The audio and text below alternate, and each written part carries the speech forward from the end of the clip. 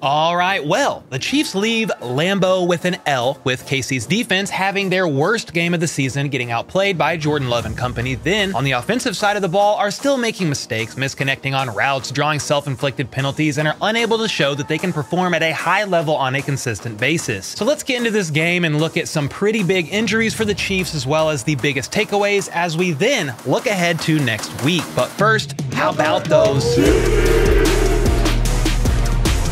All right, look, if you are upset with the refs, which I know you are, this might be the perfect time to snag some F the Refs coffee from Brandon Perna's Benchwarmer Brew, or if that's a bit too much for you message-wise, you can just snag some of my own blend instead. How about that coffee? The HBTC blend if you want to support the channel directly. Links to that are in the description down below, and boy oh boy, did I need some of that coffee this morning after staying up till almost 2 a.m.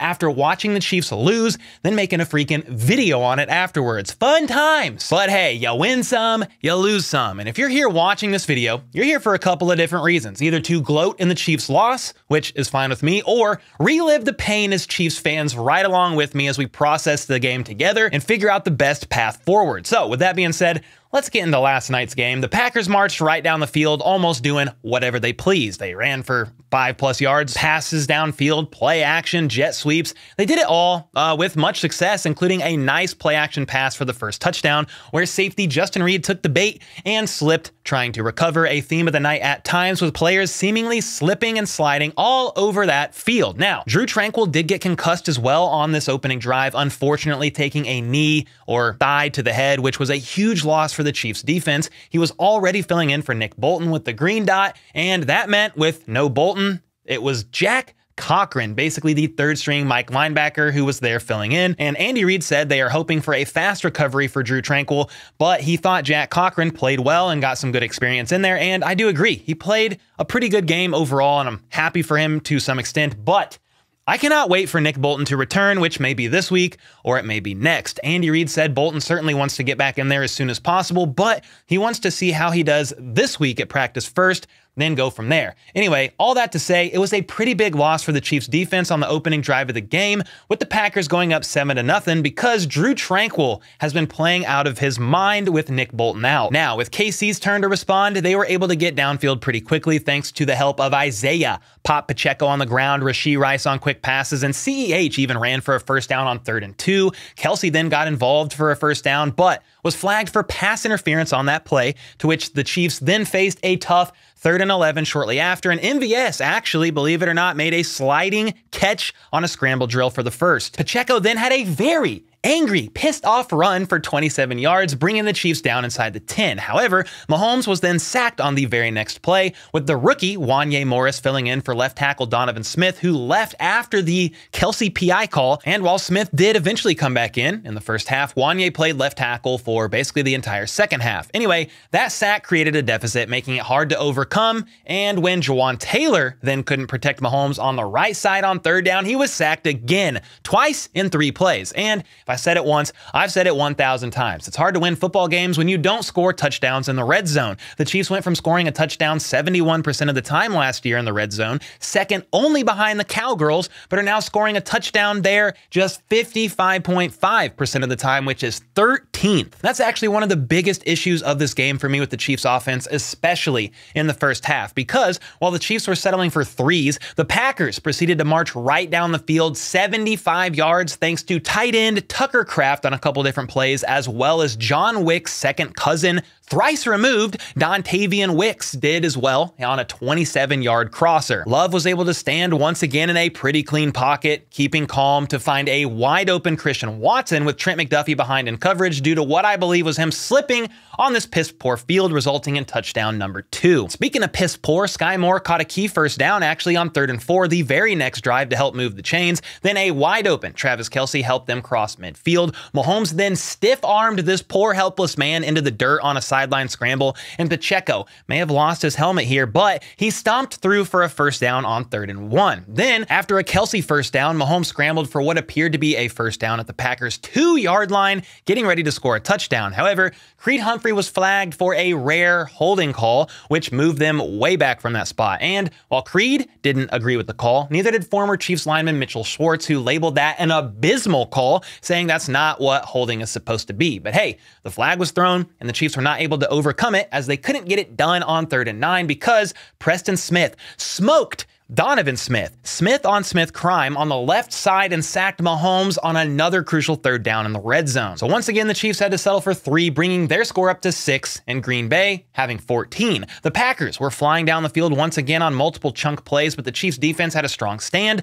forcing Green Bay's first of only 2 punts on the entire night, a perfectly placed punt that had the Chiefs kneel it out to take things into halftime. Then the start of the second half looked to be more promising initially as Kelce caught a big pass downfield for 21 yards. Shortly after that, though, every ref's favorite lineman, Jawan Taylor, got flagged for a hold. Then an illegal shift penalty brought them back 5 more to make it 1st and 25. Pacheco then had what looked like to be a potentially scary injury on a short run that had him bent over backwards, though thankfully he came back in shortly after and was good to go. It was still a scary sight to see, but that eventually set up a 3rd and 18 where Mahomes created some absolute magic with Travis Kelce as he scrambled up to the line of scrimmage, creating just enough of an opening for Kelce to move the chains. The second half TD woes also proved to be gone for the 2nd game in a row as Rice and Pacheco helped get KC to the goal line and punch popped it in for the score. That made things a 2-point game, so why not try to go for 2 to tie it? Well, they did try, but there was nowhere for Pacheco to go on this run, and he was swallowed up for a loss, and the result was indeed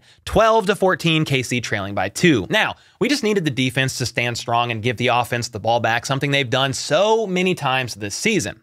Well, Jordan Love was indeed slinging it. Leo Chanel missed a pretty big tackle, but hey, the defense actually did hold Green Bay to 4th and 1, and with pressure bearing down on him, Jordan Love threw up a freaking rainbow of a pass to Romeo Doubs, who, despite having 3 Chiefs defenders in his area, 4 if you want to count L'Jarius Sneed, but he's covering somebody else, he had the ball fall literally right into his freaking lap. Pretty insane. It makes me want to pull my hair out, yet sadly, I have none left to pull. I mean, just look at this screenshot. If you'd have told me from this, he somehow caught the ball with all these Chiefs defenders in the area, I would have laughed and called you a liar. Anyway, it happened in spite of a no call on the hands to the face from the left tackle on Mike Dana, but I think Dana shoved him back, maybe getting his hands on the face mask, so maybe it was offsetting, no idea. It's not really a penalty if it's not called, so let's move on. The Packers made it happen, and shortly after, Love threw a perfectly placed ball to Christian Watson with Joshua Williams in coverage and resulted in the 3rd touchdown of the night, a 9-point game at this point with 5 minutes left in the 3rd quarter. Another big loss for the Chiefs happened on this drive as well, with Brian Cook's foot/ankle getting turned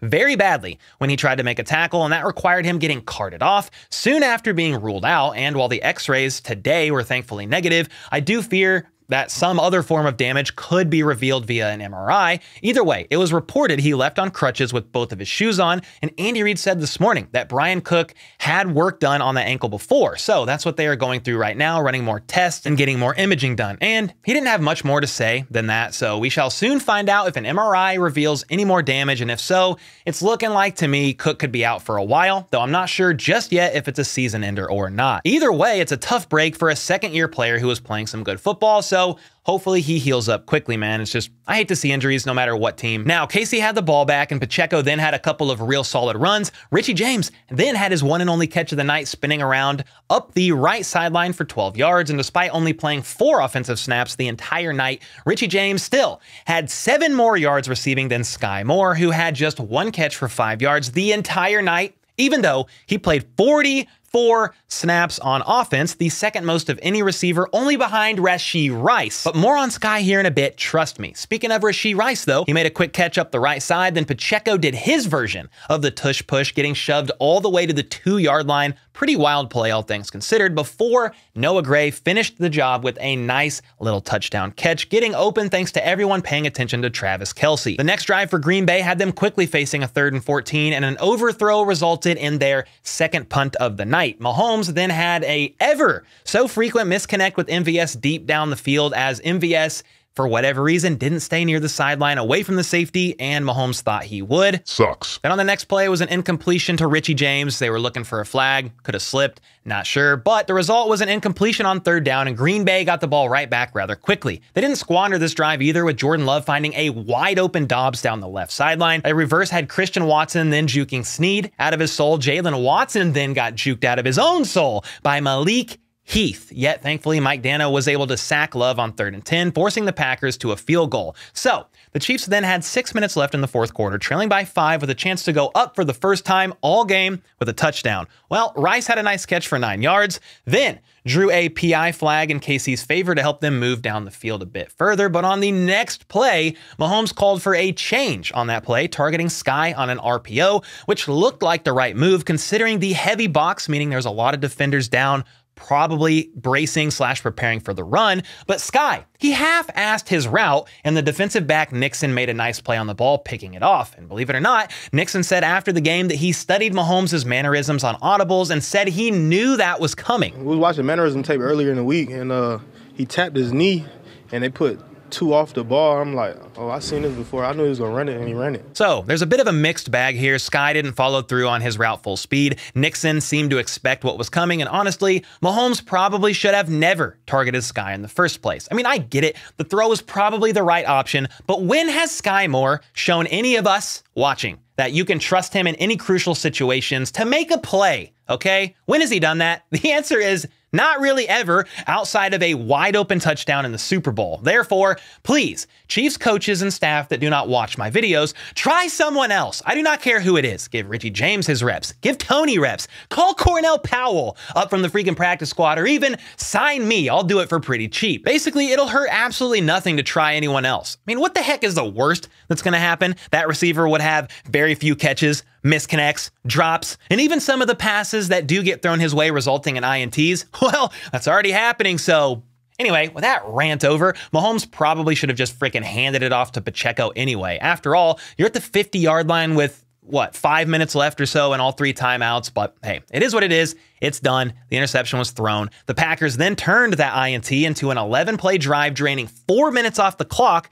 but thanks to Chris Jones on 3rd down, they settled for another field goal, making it an 8-point game. And on that drive, the Chiefs had to drain all their timeouts to preserve the clock and had roughly 1 minute to go, 70 yards, and not only score a touchdown, but they also needed the 2 points just to even tie the game up. Well, click, click, buckle up, ladies and gentlemen, because this last drive is a bit of a doozy. On the second play of this drive, Mahomes scrambled and took a big hit, drawing a 15-yard penalty, and I get to one extent why they threw the flag. Even though Mahomes is technically a runner here, QBs get looked at in a different light. But on the flip side here, if that was Isaiah Pacheco getting hit near the sideline, no way it's a flag. Ultimately, I don't think there should have been a flag there, in my opinion at least. Then, the very next play gets even crazier. Rashee Rice caught a quick 10-yard pass, coughing up the ball, but was ruled down by contact, the right call. However, after this play happened, Isaiah Pacheco got flagged for punching someone in the freaking head on the field, which moved KC back 15 yards from Rice's 10-yard gain,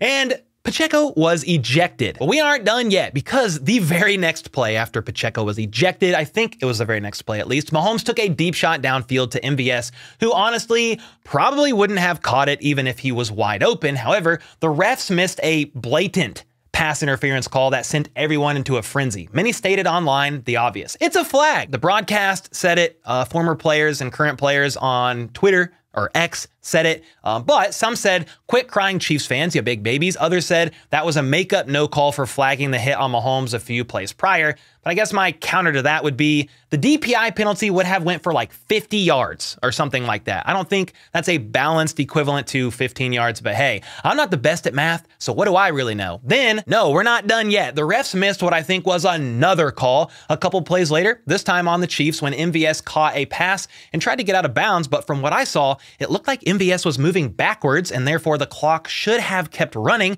and not been stopped. But nope, they stopped the clock here. I mean, come on, man. The refs were so bad on this last drive on multiple plays, both sides of the ball. Then, of course, after the game, they give their pathetic reasons as to why Mahomes' sideline hit was flagged, why the deep shot to MVS wasn't flagged, yet neither answers were sound or bearing any real substance. I'll link that in the description below if you want to see their full answer. It's pretty bad per usual. And while I'm definitely not blaming the loss on officiating, because the Chiefs had ample opportunities to get the job done for 3.5 other quarters, something's got to improve in these games around the league. After last night's game, listen to this. A current head coach in the NFL texted Mike Florio and said, "Time for owners to act on officiating." And I'm just over here like, you guys are just now saying that, you bums. It's been a problem for a long time. But welcome to the freaking club, whoever the current head coach is, I guess. Anyway, to finish up on this game, Mahomes took a couple more deep shots after this to no avail. And on the last Hail Mary attempt, the broadcast was talking about a potential no call again. You can't really flag Hail Mary throws like that. It basically never happens. It's on its own scale. I wasn't bothered by that. I was more baffled by the fact that Richie was on the sideline on this play, literally on the bench. The man has a 41-inch vertical and was left on the freaking sideline with Skyy out there, MVS out there. You had Tony, you had Kelsey, and I think Justin Watson was the fifth guy. But if anybody could explain to me a legitimate reason why Richie was on the bench for this, I would really love to hear it. And with that, the Chiefs lose their third game of the last 5, I believe, falling to 8-4, with the defense having what I think is their worst performance of the season, giving up over 24 points for the first time this year, allowing Jordan Love and company, who played a good game to their credit, hats off to them, but they gashed the Chiefs defense for over 5 yards a rush, 382 yards of total offense, and scored 3 of their 4 times in the red zone. The pass rush on the defense looked uninspired. Defensive backs were getting torched, giving up pass after pass. Spags didn't seem to, for whatever reason, bring a lot of pressure, and I think the loss of Drue Tranquill contributed quite a bit to the defense's lackluster performance. I mean, thank God Nick Bolton is back soon, because we need that man, especially if Tranquill's concussion is serious enough that he's not good to go next week. After all, the Chiefs have a tough opponent in the Buffalo Bills this Sunday, who are fighting to keep their playoff hopes alive. And I think they're also coming off of a bye, so this is not going to be an easy game. Then on the offensive side of the ball, Mahomes was 21 for 33, threw for 210 yards, 1 touchdown and 1 INT, but was sacked 3 times, all in the first half. And outside of Kelsey and Richie, he didn't really have much help outside of them once again through the air. Although Isaiah Pacheco had 18 carries for 110 yards and a touchdown, his third 100-plus yard game of his career, and was gashing the Packers for 6.1 yards a carry. And while they sadly went away from Pacheco in the fourth quarter with him rushing just 1 time in 3 drives, I am happy with his performance, though not with him punching someone on the field and getting ejected. Jeez, dude, he's got to keep himself collected there.